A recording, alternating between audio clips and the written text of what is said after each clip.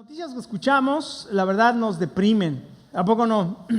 Hace algunas semanas, ¿se acuerda de que escuchamos que un radical en Nueva Zelanda, ¿se acuerda qué fue lo que hizo? Un white supremacist, de la supremacía blanca, ¿qué fue lo que hizo? Se metió en una mezquita y mató a muchísima gente. ¿Por qué? Por sus ideas de que la raza blanca es superior a todas las demás y porque no quería gente que inmigrara a Nueva Zelanda. Y desgraciadamente estamos viendo cada vez más este tipo de situaciones y lo que realmente está sucediendo es que vivimos en un mundo quebrantado por el pecado, donde el Señor Jesucristo nos dice en las señales del fin que Él habló en Mateo 24, que el amor de muchos se enfriará, que va a haber hambres, pestes y terremotos en diferentes lugares, que va a haber guerras, rumores de guerra y que todas estas cosas van a suceder en los últimos tiempos como señales de que estamos a punto de terminar. Una de las cosas que nosotros vemos en la Escritura es cuántas veces la Biblia se refiere a las profecías sobre el regreso del Señor Jesucristo. Escuche, 318 veces en 260 capítulos del Nuevo Testamento se menciona la venida del Señor Jesucristo. Es decir, uno de cada 25 versículos menciona la segunda venida del Señor Jesucristo. Y en el Antiguo Testamento se menciona más la segunda venida de Jesucristo que la primera venida de Jesucristo. Y escuche, en este pasaje que vamos a estudiar el día de hoy, en el verso 7, el apóstol Pedro dice unas palabras impresionantes. Dice, el fin de todas las cosas se acerca. Sean sobrios en oración y esperen a la venida del Señor Jesucristo. Escuche, de un momento a otro, el Señor Jesucristo va a regresar. ¿Está preparado? Vamos a ponernos de pie un momento y vamos a leer 1 de Pedro capítulo 4 y vamos a ver cómo podemos vivir como cristianos vencedores en los últimos tiempos. Ya tiene 1 de Pedro 4, verso 1 dice así: puesto que Cristo ha padecido por nosotros en la carne, nosotros también, o ustedes también, ármense del mismo pensamiento. Pues quien ha padecido en la carne terminó con el pecado, para no vivir el tiempo que resta en la carne conforme a las concupiscencias de los hombres, sino conforme a la voluntad de Dios. Baste ya el tiempo pasado para haber hecho lo que agrada a los gentiles, andando en lascivias, en concupiscencias, embriagueces, orgías y disipación y abominables idolatrías. A estos les parece cosa extraña que ustedes ya no corran con ellos en el mismo desenfreno de disolución y los ultrajan. Pero ellos van a dar cuenta al que está preparado para juzgar a los vivos y a los muertos. Porque por eso también ha sido predicado el evangelio a los muertos. Y ahorita vamos a explicar lo que quiere decir eso. Para que sean juzgados en la carne según los hombres, pero vivan en espíritu según Dios. Mas el fin de todas las cosas se acerca. Sean pues sobrios y velad en oración. Y ante todo tengan entre ustedes ferviente amor, porque el amor cubrirá multitud de pecados. Hospédense unos a otros sin murmuraciones. Cada uno según el don que ha recibido, ministrelo a los otros como buenos administradores de la multiforme gracia de Dios. Si alguno hable conforme a las palabras de Dios, y si alguno ministre conforme al poder que Dios da, para que en todo sea Dios glorificado por Jesucristo, a quien pertenecen la gloria y el imperio por los siglos de los siglos. Amén. Vamos a orar. Padre, queremos pedirte que en esta tarde podamos escuchar tu voz. Queremos, Señor, que abras nuestros oídos, nuestro corazón, nuestra alma. Necesitamos escuchar tu voz. Padre, oramos en el nombre precioso del Señor Jesús. Amén. Tome asiento. Entonces el apóstol Pedro nos está diciendo en este pasaje que el fin de todas las cosas se acerca, pero en este pasaje también nos dice cómo nosotros podemos vivir entonces como cristianos vencedores en los últimos tiempos. Escuche, el apóstol Pablo también nos habla de los últimos tiempos, pero el apóstol Pablo nos dice lo que va a suceder en los últimos tiempos en cuanto a la gente y aún en cuanto a las iglesias, y nos dice que va a haber falsos maestros, que va a haber falsos apóstoles, que va a haber falsos cristos, que va a haber amadores, gente que va a ser amadora de sí misma, que van a ser desobedientes a los padres, que van a ser altaneros y groseros, y nos da todo las características de las personas en los últimos tiempos.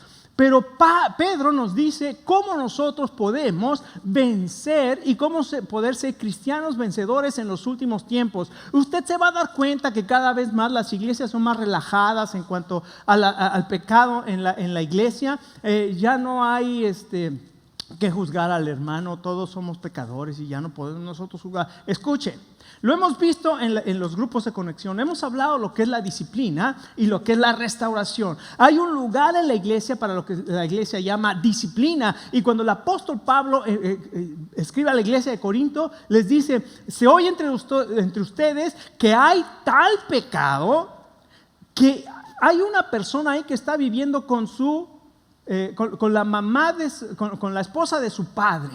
O sea, hay incesto, está cometiendo fornicación, está teniendo relaciones sexuales con la mujer de su padre. Y dice: y ustedes están envanecidos como si no estuviera pasando nada en la iglesia. Y entonces les dice: saquen a ese perverso de entre ustedes. O sea que en la iglesia hay lugar para la disciplina cuando hay una persona que está persistiendo en pecar y no arrepentirse.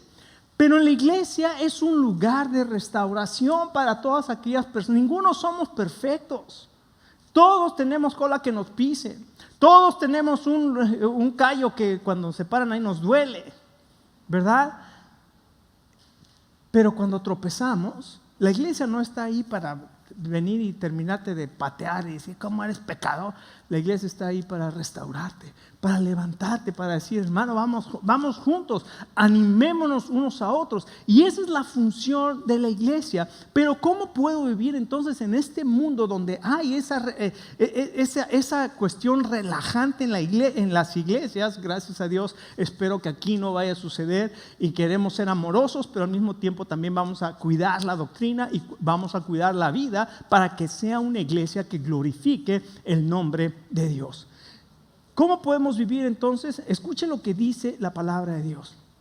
Verso 1: puesto que Cristo ha padecido por nosotros en la carne, nosotros también armémonos del mismo pensamiento, sabiendo que el que padeció en la carne, ¿qué dice?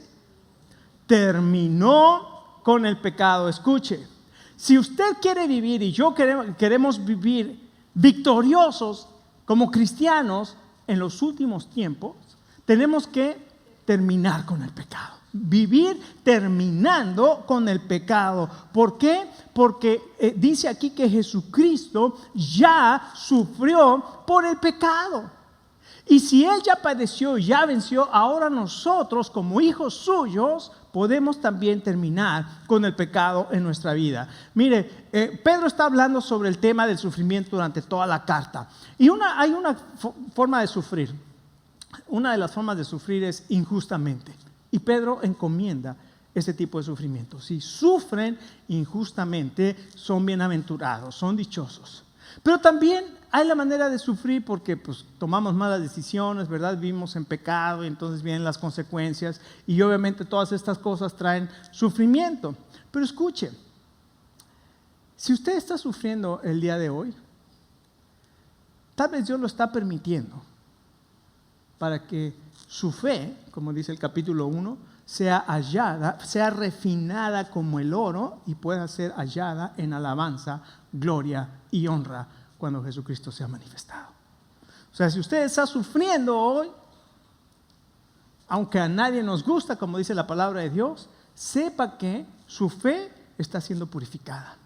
Ahora, injustamente, cuando usted está sufriendo injustamente. Ahora, si usted está sufriendo porque ha tomado malas decisiones, porque ha hecho cosas que ahora le están trayendo consecuencias y está sufriendo por ellas. Déjeme decir una cosa, aún en esas circunstancias, Dios quiere ayudarle y Dios quiere que usted pueda restaurar su vida y pueda caminar justamente de acuerdo a los principios que Él quiere. Entonces, no importa cuál sea, si es injustamente o si está sufriendo, la palabra de Dios dice algo maravilloso. A los que aman a Dios, todas las cosas les ayudan ¿para qué? Para bien. Entonces, aunque no nos guste el sufrimiento, escuche, el sufrimiento tiene un propósito y es para la gloria de Dios. Así es que Jesucristo sufrió la muerte para terminar con el pecado. Escuche, qué impresionante. El pecado no es una acción. ¿Escuchó? ¿Qué dije? El pecado no es una acción, es una condición. O sea, robar es pecado, pero es el resultado de una condición. ¿Ok? ¿Sí entendió? ¿Cuál es la condición? La separación de Dios. Cuando uno está separado de Dios, está en pecado. Y el resultado del pecado va a ser el robo, va a ser los malos pensamientos, va a ser el chisme, va a ser el enojo, la ira, va a ser el rencor, va a ser el chisme, todas esas cosas. Algunos piensan, no, el pecado es matar, yo nunca he matado. No, ese es uno de muchos pecados, ¿verdad? Pero la realidad es que el pecado es una condición, es estar separado de Dios. Ahora, todo mundo sabemos y todas las religiones y todas las filosofías dicen que hay algo que tiene el hombre que no le permite disfrutar la vida plenamente.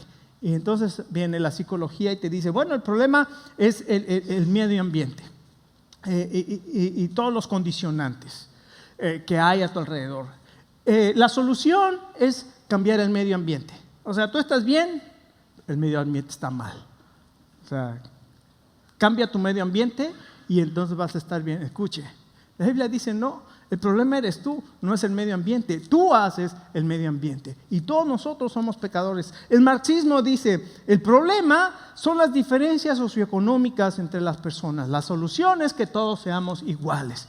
Y entonces queremos hacer a todos iguales y nos damos cuenta que el socialismo y el comunismo no funcionan porque el problema no son las diferencias económicas, el problema es el corazón de las personas. Y después viene el confucianismo, que nos confunde más que cualquier otra cosa, ¿verdad? El confucianismo, que es la raíz de todas las religiones orientales, dice que el corazón del hombre está en desorden. ¡Qué descubrimiento!, ¿verdad? Pero dice, por 5 razones. Escuche, el egoísmo, la falta de respeto, la falta de armonía, la falta de conocimiento de los sabios y la falta de la compasión. Es lo que dicen las religiones orientales. Y su solución es, vive una vida disciplinada. Entonces vemos a los monjes tibetanos, ¿verdad?, con unas disciplinas tremendas. Y déjeme decirle, por más que te disciplines, el mal no está afuera, el mal está adentro. El hinduismo dice que el ser humano no conoce la verdadera realidad, que la vida está determinada y condicionada por el karma. ¿Usted ha escuchado del karma? Si tú le haces mal a alguien, te va a suceder lo mismo, ese es el karma, ¿verdad? Y lo que llegas a hacer está determinado por lo que te conduces. Entonces ellos creen en la reencarnación. ¿Usted ha escuchado hablar de la reencarnación? Entonces, si tú no te portaste muy bien, que digamos, vas a reencarnar en una cucaracha. ¿Ok? En una rata. Entonces, cuando los que creen en estas creencias hindúes ven cucarachas en su casa, ¡tía! No las matan.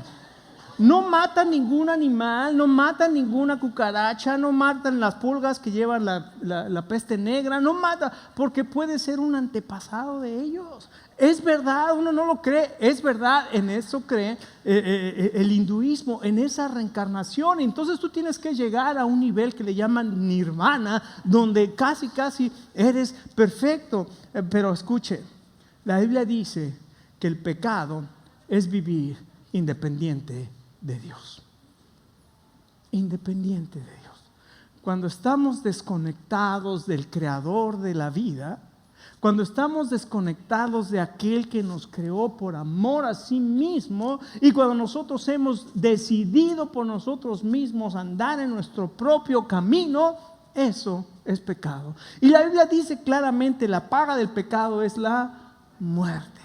Estamos muertos espiritualmente, sin esperanza, sin Dios en el mundo. Puedes tener religión, puedes tener figuras por todas partes, puedes ir de rodillas, te puedes flagelar y la Biblia dice, sigues separado de Dios.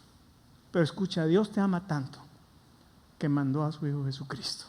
Dios se hizo hombre en Jesucristo y vino a nacer en el pesebre de Belén de la Virgen María, y Él fue a una cruz, el que no cometió pecado, cargó tu pecado y cargó mi pecado en Él, y Él llevó los clavos en sus manos, en sus pies, una corona de espinas en su cabeza, fue destrozado, lo que recordamos hoy con la cena del Señor, su cuerpo fue destrozado recibiendo el castigo que yo merecía.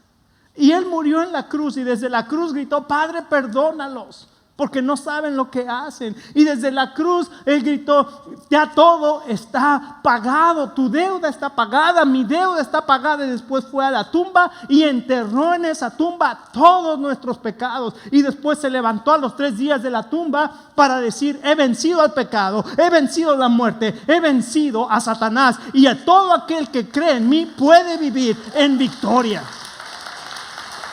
Gloria a Dios.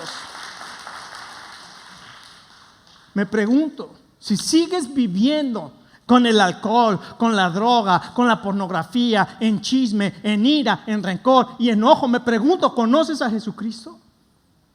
Porque Jesucristo perdona nuestros pecados, su Espíritu Santo viene dentro de nosotros y comienza a transformarnos de dentro hacia afuera. La religión te va a decir, no hagas esto, no hagas esto, no hagas esto, no hagas esto, no hagas esto. De afuera hacia adentro, Jesucristo trabaja de adentro hacia afuera. Esa es la diferencia entre la religión y la relación con Jesucristo. Y esta tarde tú puedes tener una relación maravillosa con Jesucristo. El 21 de abril, primero Dios, vamos a tener bautismos. Qué maravillosa figura de lo que es el bautismo. He recibido a Jesucristo como Salvador, he pasado de muerte a vida, ahora yo soy sepultado con Cristo por el bautismo, y así como Cristo fue sepultado, cuando sale la persona del agua, es la figura de la vida nueva en Cristo. Sus pecados quedaron completamente limpios. Es simplemente un símbolo de lo que pasa cuando nosotros creemos en Jesucristo. Así es que el 21 de abril, si usted ya recibió a Jesucristo pero aún no se bautiza, este es el tiempo. ¿Qué mejor domingo para bautizarse que el domingo de resurrección? ¿No es verdad? Así es que le animamos. Así es que cada seguidor de Jesucristo entonces tiene que decidir de corazón vencer el pecado. Miren lo que dice ahí en el verso, ustedes también ármense del mismo pensamiento para que no vivan el tiempo que resta en la, ¿cómo? ¿En la qué? En la carne. ¿Qué es la carne? ¿A qué se refiere la carne? ¿A esto? Para que no viva el resto del tiempo en la carne se refiere de acuerdo a los deseos de la carne. Y ya vimos que son si quiere una lista de lo que son los deseos de la carne, Gálatas 5:17, ¿se acuerdan? Y manifiestas son las obras de la carne, que son inmundicias, lascivias, disensiones, enemistades, pleitos, celos, iras, contiendas, borracheras, orgías, y luego todavía dice, y cosas semejantes a estas. Entonces, todos hemos participado en esas obras de la carne, ¿no es así? Pero aquí dice, ahora ármate del mismo pensamiento. ¿Qué pensamiento? El pensamiento del Señor Jesucristo, que sufrió y con el sufrimiento terminó con el pecado. Ahora tú puedes también terminar con el pecado en tu vida. Pero ¿qué se necesita? Primero, necesitas a Jesucristo en tu corazón. Sin Jesucristo en tu corazón es en vano todo lo que te esfuerces. Pero cuando Jesucristo habita en tu corazón, porque le has pedido perdón y le has pedido que venga a vivir, que el Espíritu Santo venga a tu vida y le has hecho el Señor de tu vida, comienza el Señor Jesucristo a trabajar en tu corazón. ¿Y qué necesitas? Bueno, ya vimos, en primer lugar necesitas a Jesucristo, y luego aquí dice, ármate del mismo pensamiento, es decir, determina, propone en tu corazón. Mire, hay héroes en la Biblia. Uno de mis héroes en la Biblia se llama Daniel.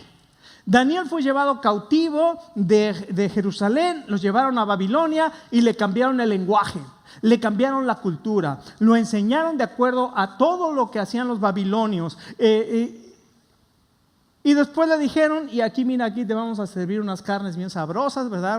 Una cochinita pibil, yo no sé qué le iban a servir, y un vinito bien sabroso que le damos al rey.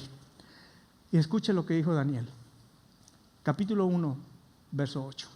Daniel propuso en su corazón no contaminarse con la comida del rey ni con el vino de su mesa. Si Daniel no hubiera propuesto en su corazón, no tendríamos el libro de Daniel.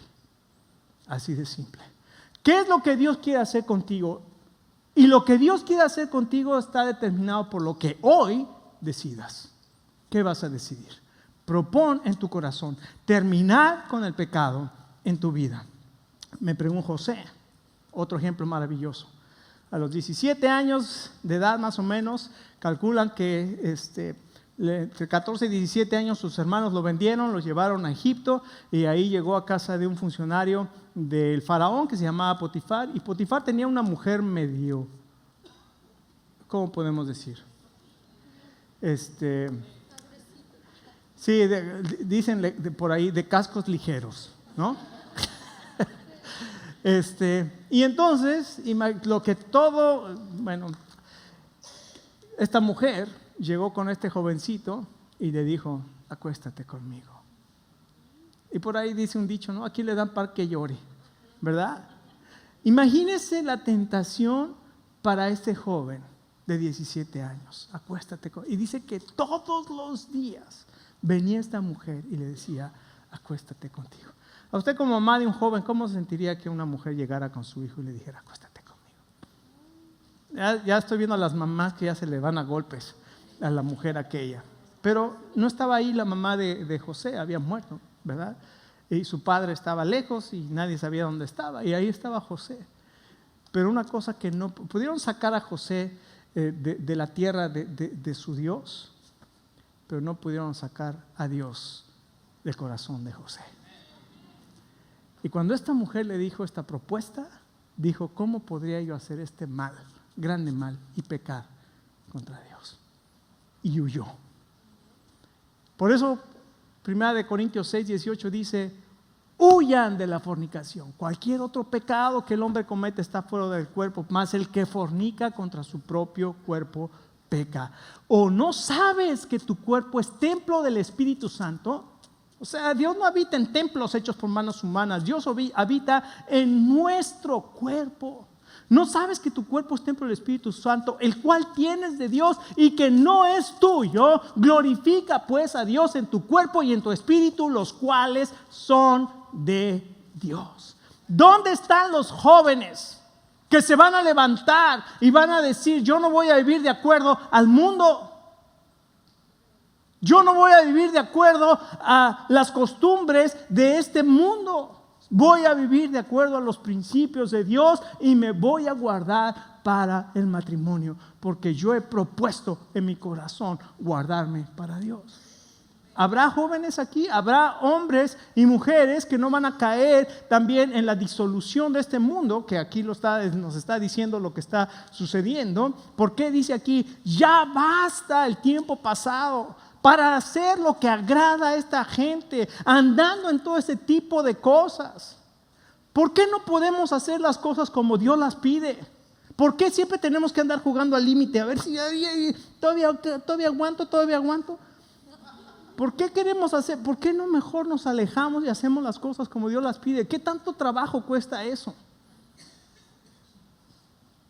Pero todo comienza con proponer en nuestro corazón. En segundo lugar, vencemos al mundo. Para poder vivir victoriosos en los últimos tiempos necesitamos vivir venciendo al mundo. Y dice aquí el verso, para no vivir el tiempo que resta siguiendo sus propios deseos, sino conforme a la voluntad de Dios. Escucha, necesitamos vivir de acuerdo a la voluntad de Dios. Y la pregunta es, bueno, ¿cuál es la voluntad de Dios? Escuche, cada uno de nosotros tenemos que encontrar y saber cuál es la voluntad de Dios para nosotros. Primera Tesalonicenses 4 dice claro, para todos dice, porque esta es la voluntad de Dios, que vivan en santificación.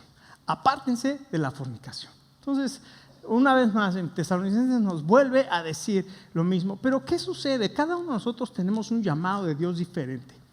El apóstol Pablo, cuando el Señor se le manifestó en el camino de Damasco, ¿se acuerda? Cae al piso, escucha una voz que le dice, Saulo, ¿por qué me persigues? Y Saulo, que después se convirtió en Pablo, ¿verdad? Hace dos preguntas muy interesantes. ¿Quién eres, Señor? La primera. ¿Quién eres, Señor? Y la segunda, ¿se acuerda cuál fue? ¿Qué quieres que yo haga? Esa es la pregunta que cada uno de nosotros tenemos que hacer al Señor. ¿Qué quieres que yo haga? Y Dios te va a contestar y te va a enseñar lo que Él quiere que tú hagas. Él te va a guiar porque dice el Salmo 37, 23, por Jehová son ordenados los pasos del hombre y Él aprueba sus caminos. Escucha, ¿cómo puedes saber la voluntad de Dios? En primer lugar, la palabra de Dios. No puedes saber la voluntad de Dios si nunca lees su palabra. Entonces necesitamos lectura de la palabra de Dios constante todos los días. Ya les dije, yo estoy leyendo ahorita un devocional diario, un pasaje, porque estoy leyendo toda la Biblia cronológicamente, entre 3 y 4 capítulos al día, y además estoy leyendo una Biblia completa que mi esposa dejó a la mitad, entonces yo la estoy completando por ella. De agosto para acá. Así es que, entonces, vivamos en la palabra de Dios, porque en la palabra de Dios vamos a conocer la voluntad de Dios, pero no solamente eso, oración. Nuestra vida necesita tener esa comunicación con Dios, ese tiempo donde nos comunicamos con Dios. Necesitamos la iglesia. Ninguna persona puede conocer la voluntad de Dios fuera de la iglesia. Necesitamos la iglesia, necesitamos su pueblo, y también la puedes conocer a través de las circunstancias. Pero escuche, mucha gente solamente se mueve por las circunstancias en el método que se llama puerta abierta, puerta cerrada. Si Dios cierra la puerta, es que Dios no quiere que yo vaya por ahí. Si se abre la puerta, entonces es que Dios quiere que vaya por ahí. Escuche, si ese método lo hubiera usado el hombre conforme al corazón de Dios, que se llama David, hubiera matado a Saúl.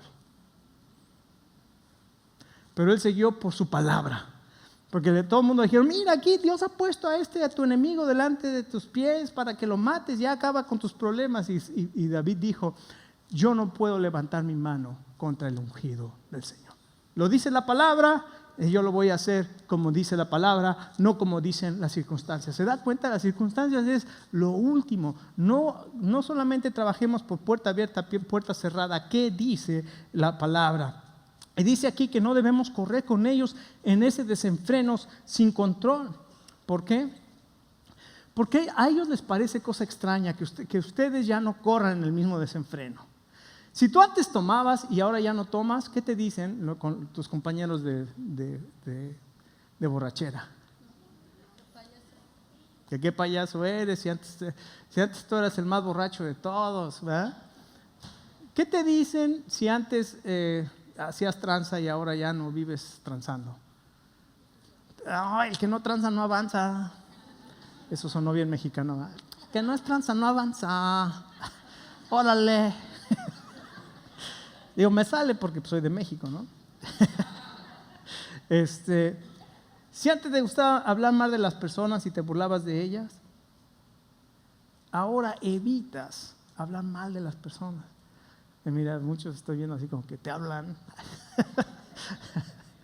¿Qué pasa si antes buscabas la oportunidad de defraudar? La Biblia dice, ya no corras con ellos en el mismo desenfreno. Y por no correr con ellos de la misma manera que antes lo hacía, dice, te van a criticar, te van a ultrajar. Pero eso es lo que podemos esperar. Todo aquel que quiere vivir piadosamente, dice la palabra de Dios, va a sufrir persecución. No te van a entender. En la iglesia nada más piden dinero, ya estás tú todos los domingos dando. No te van a entender que lo que estás haciendo es invirtiendo en el reino de los cielos.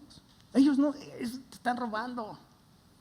Y tú dices, no, déjame decirte una cosa. Dicen que una vez alguien se murió, llegó al cielo, ¿verdad? Y se encontró, dijo, ay, así voy a ir a la mansión que la Biblia dice que Dios Jesucristo ha preparado para mí. Y entonces, esto solamente por cuestión de chiste, Pedro, aunque no es Pedro, teológicamente no es Pedro, pero nada más para que el chiste funcione, Pedro lo lleva por el cielo y le enseña, y lo lleva y empieza a ver unas mansiones impresionantes, ¿no? Ahí está la mansión de Agustín, mírala, ¡wow! La mansión de José Flores, ¡uy!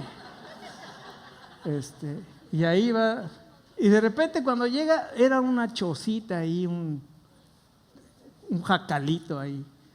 Y dice, ¿y mi mansión? Dice, pues esto fue todo lo que nos mandaste para construirla. Entonces, allá los hermanos que están,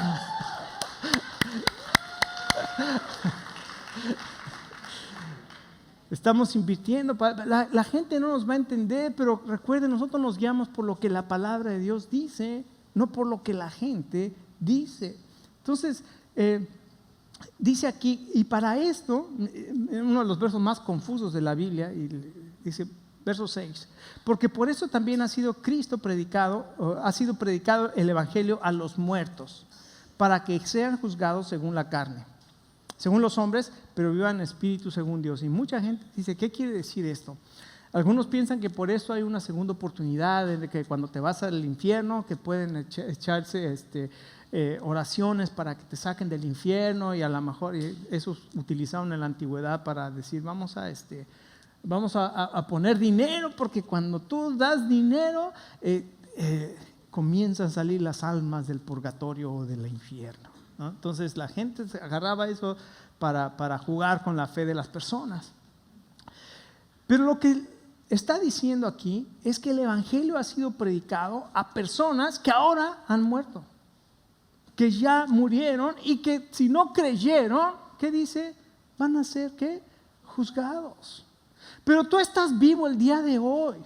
No rechaces el evangelio de Jesucristo. No rechaces esa muerte que Él sufrió por ti en la cruz. Él te está regalando el perdón. Tal vez tú piensas, pero yo no soy digno. Ninguno de nosotros somos dignos. Él sabía que ninguno de nosotros éramos dignos. Y aunque ninguno de nosotros somos dignos, Él, por amor a nosotros, vino a sufrir la cruz por nosotros.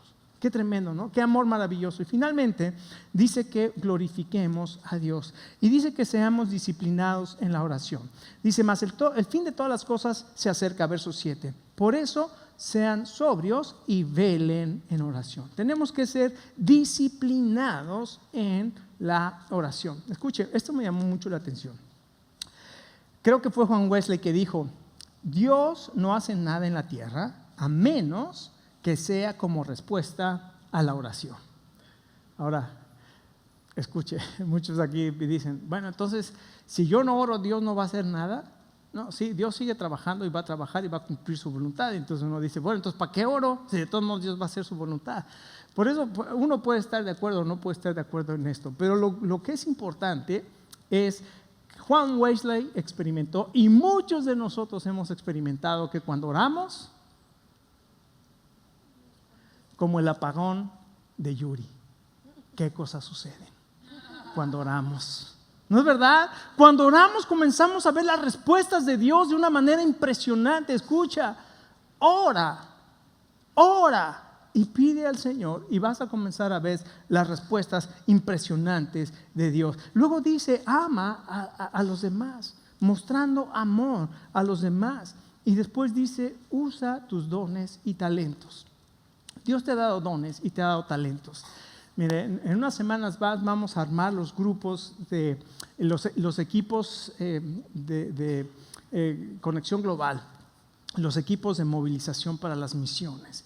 Y cada uno de nosotros tenemos dones, talentos, tenemos oportunidades para servir, para ministrar. A cada uno de nosotros Dios nos ha dado dones y talentos para servir. Así es que vamos a descubrir esos dones y los vamos a llevar al Señor. Y vamos a pedir que Él nos muestre lo que tenemos que hacer. Y escuche, vamos a ver nuestra vida crecer en el Señor. Y vamos a ver muchas personas que llegan a los pies de Cristo. Amén. Todo porque fui obediente y porque hoy he decidido, como dice la palabra de Dios, ármate del mismo pensamiento, pues quien ha padecido en la carne terminó con el pecado. Tú puedes vivir una vida victoriosa en los últimos tiempos. ¿Cómo? Terminando con el pecado, venciendo al mundo y glorificando